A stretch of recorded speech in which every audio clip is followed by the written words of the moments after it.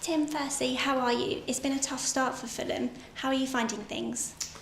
Yeah, it's been difficult, like you said, but we're working away every day, trying to put things right and trying to turn results around and get points as quick as we can from here on out. And you're back in the Premier League for the second time with Fulham. It's always interesting to speak to people who've experienced the Championship and then come back up to the Premier League. Do you notice a real step up in the level? Yeah, I mean you look at the quality at every single position on the pitch of every team, and it's head and shoulders above the Championship, and the margins are so small in the Premier League that you can't get away with switching off even for a second, to where in the Championship you can kind of take little breathers here and there, and at this level in the Premier League it's just impossible to do. And how does it compare to last time you were in the Premier League? Do you think it's tougher? No, it's similar. I don't think it's any tougher. The level of work is the same. If you put yourself about and do as much as you possibly can, and I think it's not a tougher league. It's tougher. We're tougher on ourselves. So we're making it tougher for ourselves, and making it tougher in training to try to get ourselves out of this hole. And with the results as well, how do you come back in on a Monday after obviously a loss at the weekend and make sure you and all the team remain positive? Yeah, I mean we talk about it immediately after the match, and we analyze and we look at video and see where we've gone wrong, and we talk a lot about just sticking together, because we're not going to get any outside help.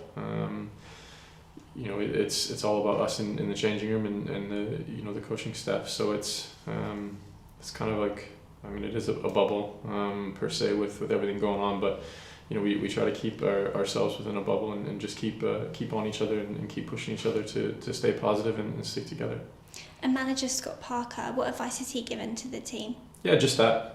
Stick together. The harder you work, the more results we believe will come, and he's very much about working every single day and working hard and putting things right immediately. So that's what we're trying to do and what we're working on. And you signing Anthony Robinson said that you convinced him to sign for Fulham. What exactly did you say? Just was being honest with him. We after each game we'd played him the last season, 2 seasons. Guys had come off impressed. I think the coaches had come off impressed with his work rate and his ability up and down the left side, and I just told him it was a great place to come, not only for Americans but young players in general to develop and really make a name for themselves. And you yourself have been at Fulham just for over 5 years now, and you've been through the ups and the downs. What does the club mean to you? Yeah, it's home, it's family. I've been here, like you said, going on 6 years, and it's somewhere that I've felt comfortable from day one. It's got obviously a rich history with Americans being here, and being down and where we're living, there's a lot of Americans, expats who are living over here for doing different jobs, and we've met a lot through school. So it feels like home. It feels safe, it's comfortable, and my wife's happy, so that's the most important thing. And you take on West Brom this weekend, a familiar side from the Championship. What have you made of their start to the season? Yeah, similar to ours. They found it difficult, and I think most teams who do get promoted find it challenging. They've had some decent games and a few decent performances. Again, similar to us, but find themselves down thereabouts with the rest of us. So they're in the same position. Like I said, it's no different than it's almost like looking in a mirror. And Fulham are actually unbeaten in their 9 last meetings with West Brom, and West Brom haven't won away at Fulham in the league since 1967. With given stats like that, do you feel that this kind of has a more positive impact on your thoughts going into the game? No, they're just stats. You can look at numbers and look at dates and look at all-time meetings and all that, and it, once the whistle blows, once you cross the white line, it all goes out the window. We don't really focus on those kind of the history and the stats and all that. We focus on what we can and what we can control, and we try not to worry about what's going on in the past. And who do you think their main strengths and threats will be from West Brom for you? That's a great question. We haven't really sat down and analysed as a squad yet. We'll sit down and have meetings tomorrow and what's today, Tuesday? Yeah, tomorrow and Thursday, and really get down to the bare bones and the nitty gritty and figure out where we can exploit them and where their strengths are.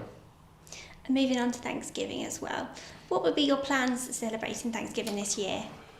Oh, that's a great question.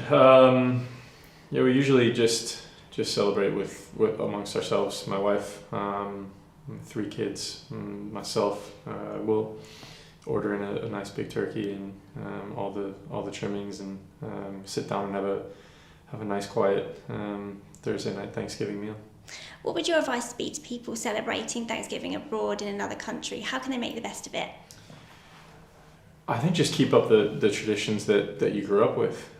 For us, it's like I said, there's not any parades over here like there would be on Thanksgiving, but making it a special morning, midday, having just doing something different than the everyday kind of life, and having a nice sit down meal with the family, which seems hard to do these days. But yeah, with not being able to celebrate with anybody, it's a little bit difficult.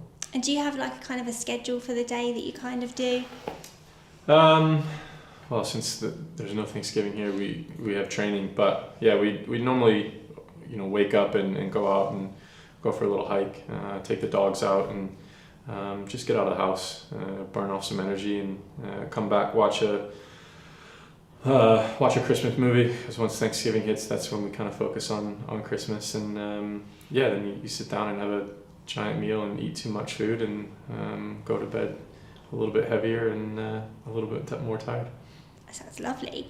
And talking about the food as well, I read somewhere about sweet potato and marshmallows. Is that a thing? Yeah, it is. It's not something that we do, but it is.